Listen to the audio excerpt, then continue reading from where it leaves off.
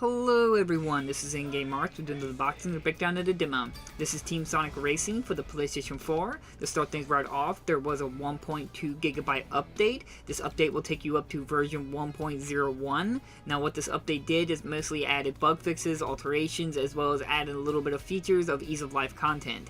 Now I have played this entire game without this update, and I can tell you that I have experienced some bug and problems and issues, but nothing that left me completely unable to progress or just made the game completely unbearable. How do you say bugs? Now, these bugs as I did encounter did make the game a little bit more harder and challenging because of an AI partner mostly consists of, where he was running into walls or not able to keep up or just doing something silly or just getting stuck.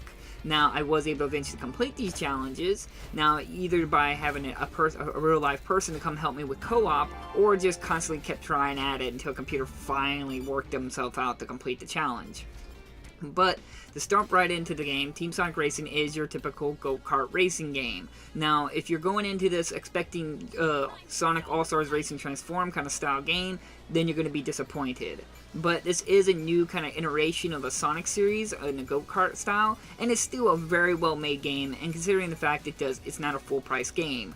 Now, you can play the entire career mode as well as all the other features in the game with 4-player split screen, which is very nice. Now, I have played with my brother on 2-player split screen, and the game worked and played and ran really smoothly. I did experience a few minor frame rate drops here and there, but it only happened at very weird moments. So just take this as consideration if you ever do a 4-player split screen, as I was not able to get any footage or actually get to try that out yet. But going into it, as I said, it's not like transformation, so you're not going to have like transforming into an airplane and a boat and so forth. Now this could be a good thing or a bad thing considering how you want to look at it. Now, without the transformation, it allowed a lot more focus on the go-kart side of the game, as well as allowed a lot more functionality between that. But it does limit the variety in the game, as in changing up the gameplay, changing up the dynamics of the game. But for what is here, the game was truly enjoyable. I love the fact that you can play the game with a single-player style, where you can race by yourself, or you can play with the newer feature they add in it, the team mode. Now, team mode allows you to play with co-op with two AI partners, or with two co-op allies on your side, co-op split screen, real-life humans. But with this, you can use it to progress faster in certain areas, like certain challenges, and get through the game a lot better than have to rely on AI partner to get through the game.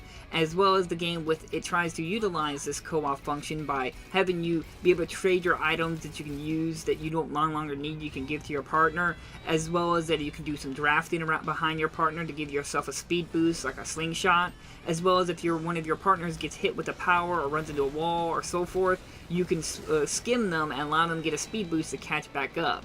Now, every time you do some cooperative power like this, you increase your bonus meter, which your bonus power in the game allows you to be immortal as well as speed across the game. Now, every little co-op thing you do increases this meter. So you will be finding yourself kind of do everything you can to work as a co-op team to be able to increase this meter. So, in itself, it's a good and bad thing because it increases cooperative, but since it's got abilities, or the powers, and you constantly got to trade them to increase your ability more, you'll constantly find yourself just constantly wanting to trade your pickup item just so you can increase your super. Sadly, also, if you play the single-player style with it, like if you're playing by yourself with no teammates, the original style, there is no superpowers at all. You can't get this bonus meter because there is no team. So it's a little disappointing in that field that you can't have that feature in the game. As well as the game has new rings in the game. The rings allow you to increase your bonus score at the end of the race, as well as it makes your top speed faster, more rings you got. Now, this is cool and all, but I wish it had maybe a little bit more different feature, like maybe if the rings were like turbo mode and you were able to use up your rings to make yourself go faster, like nitrous or something. I thought that would have been added a little bit more dynamics to the game, because I can swear I've gathered up many rings and I could barely notice any speed boost in the game at all. But the overall experience was enjoyable. I truly enjoyed myself. I found myself constantly coming back to it. Even with a new Nintendo Switch I just got, I still keep coming back to this to try it out. The game has a lot of challenging modes in there. It changes it up between, instead of just doing races, you can do like checkpoint, like a star checkpoint system. You got ring gathering. You got a special mode where you got to fight off robots as you race. There's a lot of variety, at least in the game, and some of them do get extremely challenging. And all of these modes, you can still play split-screen co-op with them, and sometimes they will make those modes a lot easier for yourself to get the highest score in it. So, in itself, it's a really good party game. It's got a lot of content, a lot of reward in it. It's still pretty challenging in certain moments, and there is some kind of hiccups here and there.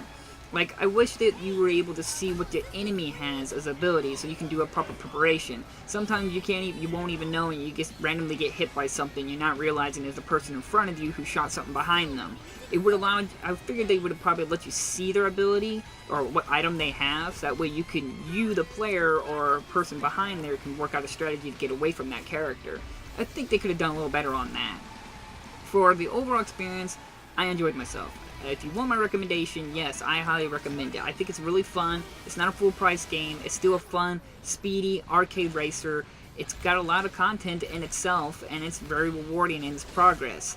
I do like the fact that you can gather up these coins that will allow you as a slot machine kind of style thing. Don't worry, there's no microtransaction in the game. You win more coins every time you race, even if it isn't a career mode. And then you use those coins to buy more ability. Buy a slot that will drop an item that will be randomized. It will be like either an item upgrade for your vehicles you can do customizations with, or give you a special slot ability that will give you like more boost, or give you more duration for your super, so on and so forth.